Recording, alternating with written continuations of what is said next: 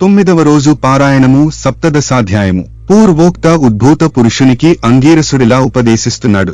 నాయన, ఒకప్పుడు కైలాసములో పార్వతీదేవికి శివుడు చెప్పిన విషయాలనే నీకిప్పుడు చెప్పబోతున్నాను, శ్రద్ధగా విను. ఉద్భూత పురుషునకు అంగీరసుడు చేసిన ఆత్మజ్ఞానబోధ. శ్లోకం కర్మబంధశ్చ ముక్తిశ్చ కార్యంకారణ మేవచ్చ స్థూల సూక్ష్మం తథా ద్వంద్వ సంబంధో దేహముచ్యతే. కర్మబంధము, ముక్తి కార్యము, కారణము, స్థూల సూక్ష్మము ఈ ద్వంద్వ సంబంధితమే దేహమనబడుతుంది. శ్లోకం అత్ర బ్రూమ సమాధానం కోన్యో జీవస్త్వమేవహి స్వయం పృచ్ఛసి మాంకోహం బ్రహ్మేవాస్మిన సంశయః. జీవుడంటే వేరెవరూ కాదు, నీవే. అప్పుడు నేనెవర్ని అని నిన్ను నువ్వే ప్రశ్నించుకుంటే నేనే బ్రహ్మనే ఉన్నాను. ఇది నిశ్చయము అనే సమాధానమే వస్తుంది. పురుష ఉవాచ అంగీరస, నువ్వు చెప్పిన వాక్యార్థ జ్ఞానము నాకు తట్టడం లేదు. నేనే బ్రహ్మను అనుకోవడానికైనా బ్రహ్మ అనే పదార్థమును గురించి తెలిసి ఉండాలిగదా. ఆ పదార్థ జ్ఞానము కూడా లేనివాడనైనా నాకు మరింత వివరముగా చెప్పమని కోరుతున్నాను. అంగీరస ఉవాచ అంతఃకరణానికి, తద్వ్యాపారాలకి, బుద్ధికి సాక్షి సత్ చిత్తానందరూపీ అయిన పదార్థమే ఆత్మ అని తెలిసికొనుము. దేహము కుండవలే రూపాదివత్ ఉన్న పిండశేషము ఆకాశాది పంచభూతాల వలన పుట్టినది అయిన కారణముగా ఈ శరీరము ఆత్మేతరమైనదే తప్ప ఆత్మ మాత్రము కాదు. ఇదే విధముగా ఇంద్రియాలుగాని, అగోచరమైన మనస్సుగాని, అస్థిరమైన ప్రాణముగాని ఇవేవీ కూడా ఆత్మ కాదు అని తెలుసుకో. దేనివలనైతే దేహింద్రియాదులన్నీ భాసమానాలవుతున్నాయో అదే ఆత్మగా తెలిసికొని ఆత్మ పదార్థమే నేనే ఉన్నాను అనే విచికిత్సను పొందు. ఏ విధంగానైనా అయస్కాంతమణి తాను ఇతరాల చేత ఆకర్షింపబడకుండా ఇనుమును తానాకర్షిస్తుందో అదేవిధంగా తాను నిర్వికారియే బుద్ధ్యాదులను సైతము చలింపచేస్తున్నదే దానిని ఆత్మవాచ్యమైన నేనుగా గుర్తించు. దేని సాన్నిధ్యము వలన జడాలైన దేహేంద్రియ మనఃప్రాణులు భాసమానాలవుతున్నాయో అదే జనన మరణ రహితమైన ఆత్మగా భావించు. ఏదైతే నిర్వికారమై నిద్రాజాగ్రత్ స్వప్నాదులను వాటి ఆద్యంతాలను గ్రహిస్తున్నదో అదే నేనుగా స్మరించు. ఘటాన్ని ప్రకాశింపచేసే దీపం ఘటితమైనట్లే దేహేతరమై నేనబడే ఆత్మ చేతనే దేహాదులన్నీ భాసమానాలవుతాయి. సమస్తము పట్ల ఏర్పడుతుండే అగోచర ప్రేమైకారమే నేనుగా తెలుసుకో. దేహేంద్రియ మనః ప్రాణాహంకారాల కంటే విభిన్నమైనది జనితత్వ, అస్తిత్వ, వృద్ధిగతత్వ, పరిణామత్వ, క్షీణత్వ, నాశంగతత్వాలనే షడ్వికారాలు లేనిదానినే ఆత్మగా, అదే నీవుగా, ఆ నీవే నేనుగా, నేనే నీవుగా, త్వమేవాహంగా భావించు. ఈ విధంగా త్వం, నీవు అనే పదార్థ జ్ఞానాన్ని పొంది తత్కారణాత్ వ్యాపించే స్వభావము వలన సాక్షాద్విధిముఖంగా తచ్చుబ్దార్థాన్ని గ్రహించాలి. తత్ శబ్దానికి బ్రహ్మ అని అర్థము. శ్లోకం అతద్వ్యవృత్తిరూపేణ సాక్షాద్విధి ముఖేన చ వేదాంతానాం ప్రవృత్త్యః స్యాత్ ద్విరాచార్య సుభాషితం. అతః శబ్దానికి బ్రహ్మణమైన ప్రపంచమని అర్థం. వ్యావృత్తి అంటే ఇది కాదు, ఇది కాదు, నీతిన ఇతి న ఇతి ఇది కాదు అనుకుంటూ ఒకటొకటిగా ప్రతిదానిని కొట్టిపారవేయడం. అంటే ఈ చెయ్యి బ్రహ్మ ఆత్మ కాదు, ఈ కాలు ఆత్మ బ్రహ్మ కాదు అనుకుంటూ ఇది కాకపోతే మరి అది ఏది అని ప్రశ్నించుకుంటూ పోగా మిగిలేదే బ్రహ్మ ఆత్మ అని అర్థం. ఇక సాక్షాద్విధిముఖాత్ అంటే సత్యం జ్ఞానమనంతం బ్రహ్మ అనే వాక్యాల ద్వారా సత్యత, జ్ఞానం, ఆనందాల వల్లనే ఆత్మ నరేయగలగాలని అర్థము. ఆత్మ సంసార లక్షణావేష్టితం కాదని, సత్యమని, దృష్టిగోచరము కాదని, చీకటిని ఎరుగనిదని లేదా చీకటికి అవతలిదని పోల్చి చెప్పడానికి వీలు లేనంతటి ఆనందమయమని, సత్యప్రజ్ఞాది లక్షణయుతమని, పరిపూర్ణమని పూర్వోక్త సాధనల వలన తెలుసుకో.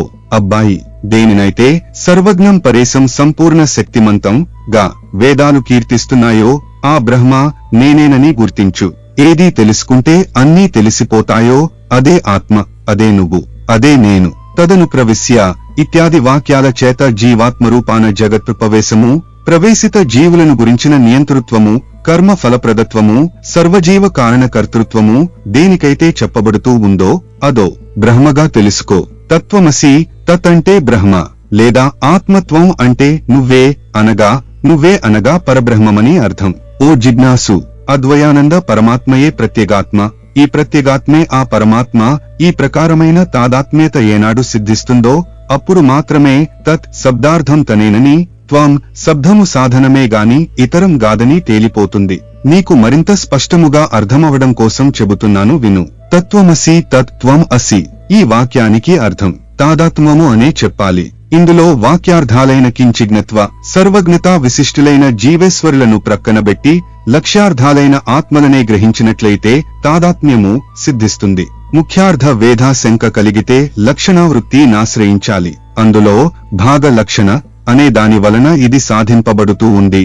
ఉదా దేవదత్తః ఆత్మసంపన్నః అహం బ్రహ్మస్మి అనే వాక్యార్థబోధ స్థిరపడే వరకు కూడా సమదమాది సాధన సంపత్తితో శ్రవణమనదికాలను ఆచరించాలి. ఎప్పుడైతే శృతి వల్లనో గురుకటాక్షము వల్లనో తాదాత్మ్య బోధ స్థిరపడుతుందో అప్పుడీ వర్తమాన సంసార లంపటము దానికదే పుటుక్కున తెగిపోతుంది. అయినా కొంతకాలము ప్రారబ్ధకర్మ పీడిస్తూనే ఉంటుంది. అది కూడా క్షేమవడంతో పునరావృత్తి రహితమైన స్థాయిని చేరతాము. దానినే ముక్తి, మోక్షము అంటారు. అందువల్ల ముందుగా చిత్తశుద్ధి కోసం కర్మిష్ఠులుగా ఉండి తత్ఫలాన్ని దైవార్పణము చేస్తుండడం వలన ప్రారబ్ధాన్ననుసరించి ఆ జన్మలోనే గాని లేదా ప్రారబ్ధ కర్మ ఫలము అధికమైతే మరుజన్మలోనైనా వివిధ మోక్ష విద్యాభ్యాసపరులై జ్ఞానులై కర్మబంధాన్ని త్రెంచుకుని ముక్తులవుతారు. నాయన, బంధించేవి ఫలవాంఛిత కర్మలు, ముక్తినిచ్చేవి ఫలపరిత్యాగ కర్మలు అని ఆపాడు అంగీరసుడు. సప్తదశాధ్యాయ సమాప్తః. 17వ అధ్యాయము. అష్టాదశాధ్యాయము. అంగీరసుడు చెప్పింది వినిన ఉద్భూత పురుషుడు కర్మయోగాన్ని గురించి ప్రశ్నించడంతో అంగీరసుడిలా చెబుతున్నాడు. చక్కటి విషయాన్ని అడిగావు, శ్రద్ధగా విను. సుఖ దుఃఖాది ద్వంద్వాలన్నీ దేహానికే గాని తదతీతమైన ఆత్మకు లేవు. ఎవడైతే ఆత్మానాత్మ సంశయగ్రస్తుడో వాడు మాత్రమే కర్మలను చేసి తద్వారా చిత్తశుద్ధిని పొందిన వాడై ఆత్మజ్ఞాని కావాలి. దేహధారి అయిన వాడు తన వర్ణాశ్రమ విద్యుక్తాలైన స్నానశౌచాదిక కర్మలను తప్పనిసరిగా చేసి తీరాలి. సాహిత కర్మ హస్తిభుక్త కపిత్తవ ప్రాతః స్నానం ద్విజాతీనాం శాస్త్రం చ శృతి చోదితం 2. స్నానము చేయకుండా చేసే ఏ కర్మ అయినా సరే ఏనుగు తినిన వెలగపండులా నిష్ఫలమే అవుతుంది. అందున బ్రాహ్మణులకు ప్రాతః స్నానము వేదోక్తమై ఉంది. ప్రతి రోజున ప్రాతః స్నానం చేయలేని వాళ్లు సూర్య సంచారము కల తులాకార్తీక మకరమాఘ మేషవైశాఖాలలోనైనా చేయాలి. జీవితంలో ఈ 3 మాసాలైనా ప్రాతః స్నానాలు చేసేవాడు సరాసరి వైకుంఠాన్నే పొందుతాడు. చాతుర్మాస్యాది పుణ్యకాలాలలో గాని చంద్ర సూర్యగ్రహణ పర్వాలలో గాని స్నానము చాలా ప్రధానము. గ్రహణాలలో గ్రహణకాల స్నానమే ముఖ్యము. సర్వకాలముల యందు బ్రాహ్మణులకు పుణ్యకాలాలలో సర్వ ప్రజలకు స్నాన సంధ్య, జప, హోమ, సూర్య నమస్కారాలు తప్పనిసరిగా చేయవలసి ఉన్నాయి. స్నానాన్ని వదలినవాడు గౌరవ నరకగతుడై పునః కర్మభ్రష్టుడిగా జన్మిస్తాడు. ఓ వివేకవంతుడా, పుణ్యకాలాలన్నింట సర్వోత్తమమైనది కార్తీక మాసము. వేదాన్ని మించిన శాస్త్రము, గంగను మించిన తీర్థము, భార్యతో సమానమైన సుఖము, ధర్మతుల్యమైన స్నేహము, కంటికంటే వెలుగు లేనట్లుగానే కార్తీక మాసముతో సమానమైన పుణ్యకాలముగాని కార్తీక దామోదరునికన్నా దైవముగాని లేడని గుర్తించు. కర్మ మర్మాన్ని తెలుసుకుని కార్తీకములో ధర్మాన్ని ఆచరించేవాడు వైకుంఠమును చేరుతాడు. నాయన, విష్ణువు లక్ష్మీ సమేతుడై ఆషాఢశుక్ల దశమ్యంతంలో పాలసముద్రాన్ని చేరి నిద్రామిషతో శయనిస్తాడు. పునః హరిబోధిని అనబడే కార్తీక శుక్ల ద్వాదశి నాడు నిద్రలేస్తాడు. ఈ నడుమ 4 మాసాలనే చాతుర్మాస్య వ్రతము అంటారు. విష్ణువునకు నిద్రాసుఖప్రదమైన ఈ 4 నెలలు కూడా ఎవరైతే హరి ధ్యానమును పూజలను చేస్తుంటారో వాళ్ల పుణ్యాలు అనంతమై విష్ణులోకాన్ని పొందుతారు. విషయమై ఒక పురాణ రహస్యాన్ని చెబుతాను విను.